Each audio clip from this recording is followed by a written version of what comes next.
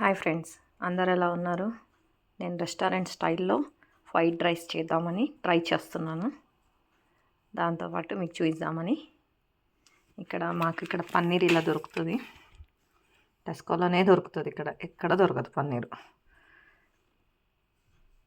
కావలసిన పదార్థాలు: పన్నీరు, ఆనియన్, అల్లం, వేసుకుంటే వెల్లుల్లి కూడా వేసుకోవచ్చు, కాజు, క్యారెట్, మష్రూమ్స్, చిల్లీ, బేబీకార్న్, ఇది బిన్నిస్కాయ, ఇది రెడ్ క్యాప్సికమ్, గ్రీన్ ఉంటే గ్రీన్ కూడా వేసుకోవచ్చు. ఉడకబెట్టి పక్కన పెట్టిన రైస్. కావాల్సినంత నూనె తీసుకొని వంట స్టార్ట్ చేయాలి. స్టెప్ బై స్టెప్ వెజిటేబుల్స్ అన్నీ ఫ్రై చేస్తూ, ఆనియన్ చిల్లీ ఫ్రై అయిన తర్వాత ఈ వెజిటేబుల్స్ అన్నీ స్టెప్ బై స్టెప్ వేసుకుంటూ ఉప్పు వేసి మూత పెట్టి మగ్గబెట్టి ముక్కలు మెత్తబడే వరకు వెయిట్ చేసి తర్వాత సరిపడే సాల్ట్, గరం మసాలా వేసుకుంటే మన ఇష్టం. ఇంకా వెజిటేబుల్స్ కూడా వేసుకోవచ్చు. గ్రీన్ క్యాప్సికమ్ వేసుకోవచ్చు.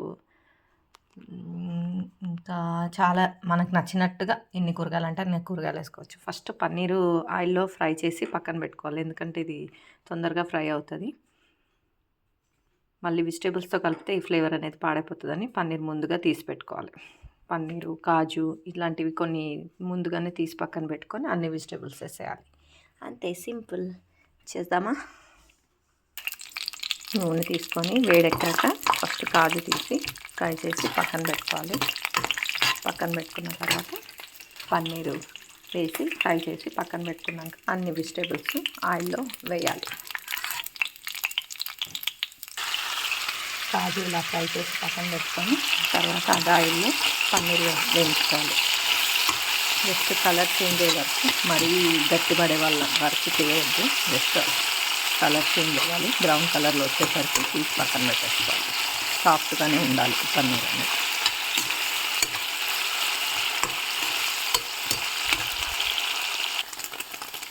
ఇలా కలర్ చేంజ్ అయ్యే వరకు ఉంచితే సరిపోతుంది. సాఫ్ట్గానే ఉండాలి.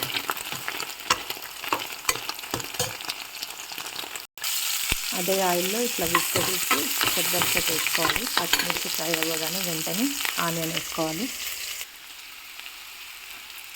ఆనియన్, చిల్లీ, అల్లం ఈ మూడు ఫ్రై అయిపోయిన వెంటనే అన్ని వెజిటేబుల్స్ వేసేసి లైట్గా ఉప్పు వేసి మూత పెట్టి మగ్గనివ్వాలి. ముక్కలు మెత్తబడే వరకు. మెత్తబడిన తర్వాత ఉప్పు, లైట్గా పసుపు, గరం మసాలా వేసేసి సరిపడేంత ఫ్రై చేసి ఒక 5 minutes ఫ్రై కానిస్తే మీడియం మంట మీద. అంతే, అయిపోయింది ఫ్రైడ్ రైస్ రెస్టారెంట్ స్టైల్లో.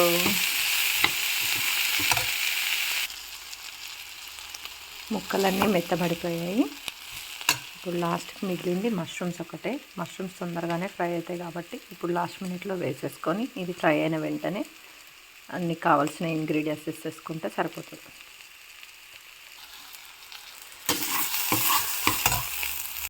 అన్ని వెజిటేబుల్స్ ఫ్రై అయిపోయాయి. ఇప్పుడు మనం ఫినిషింగ్లో వేయించుకున్న పన్నీరు, వేయించి పక్కన పెట్టుకున్న కాజు,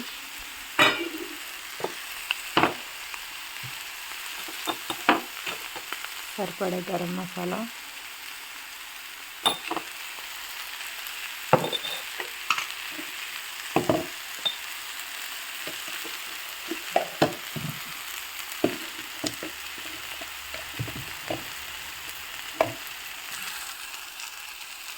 వన్ టేబుల్ స్పూన్ అంతా సాల్ట్ పట్టింది.